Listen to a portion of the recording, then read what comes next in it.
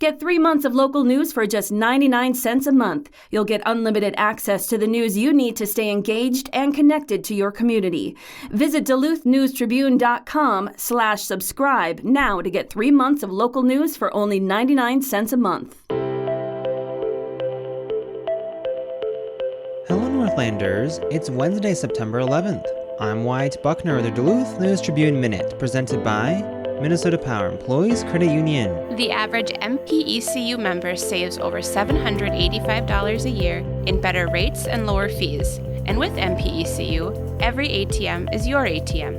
With their free checking program, you get ATM fee reimbursements at any ATM anywhere in the U.S. Check out Minnesota Power Employees Credit Union's services online at mpecu.com or visit their offices in downtown Duluth, Arrowhead Road, or Miller Trunk Highway.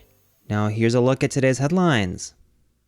Plans to provide the Sofitel Group with some help to advance their expansion of a local paper mill garnered support from Duluth City Councilors Monday, with one exception. At a time when Duluth is considering increases in its local property tax levy, 1st District Councilor Wendy Director questioned the need to provide a $3 billion multinational company with tax relief. She suggested the city should pump the brakes until a more compelling case could be made for a tax subsidy. At-large Councilor Eric Forsman noted that a couple years ago, when the mill was temporarily idled, it had an effect on the whole community, not only due to the loss of jobs but also because of the impact it had on local utility rates, with one of the city's previous largest customers sidelined.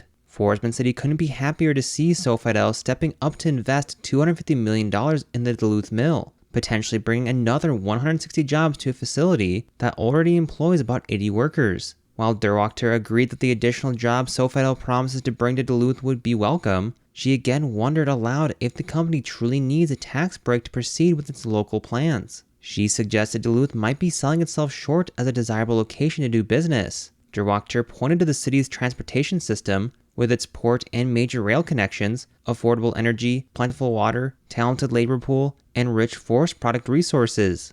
5th District Councilor Janet Kennedy, who represents the neighborhood where the mill is located, advised against risking the loss of a golden opportunity. The council's action Monday allowed for the creation of a new tax increment financing district to support the project, but an actual development agreement has yet to be finalized. Tax increment financing is a form of government subsidy that uses new property taxes generated by a project to cover certain qualified development costs for a defined period of time, 9 years in this case.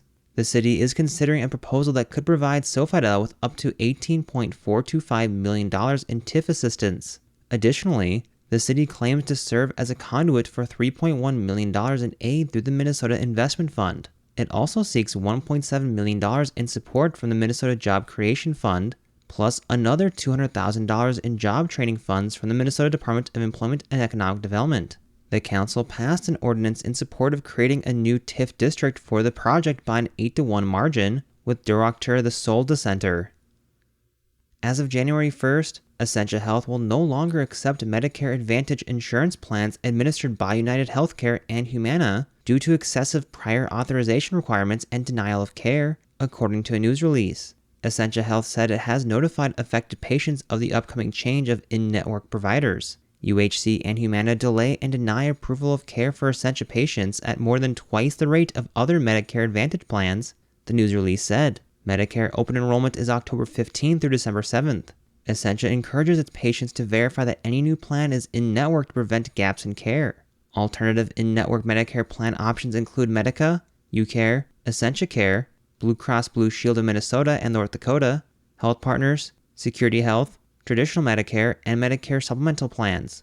Patients with questions are directed to call an Essentia representative at 800-985-4675 between 8 a.m. and 5 p.m. Monday through Thursday, or 9 a.m. and 4:30 p.m. Friday.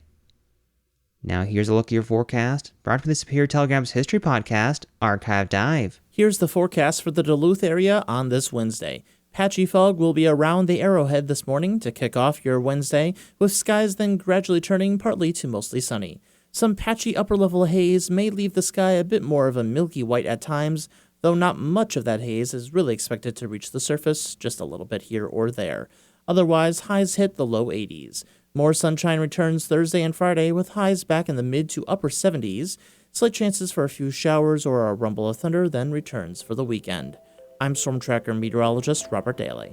Thank you to Archive Dive for their support. The monthly history podcast, hosted by Superior Telegram reporter Maria Lockwood, dips into the archives of historic events, people, and places around Superior and Douglas County.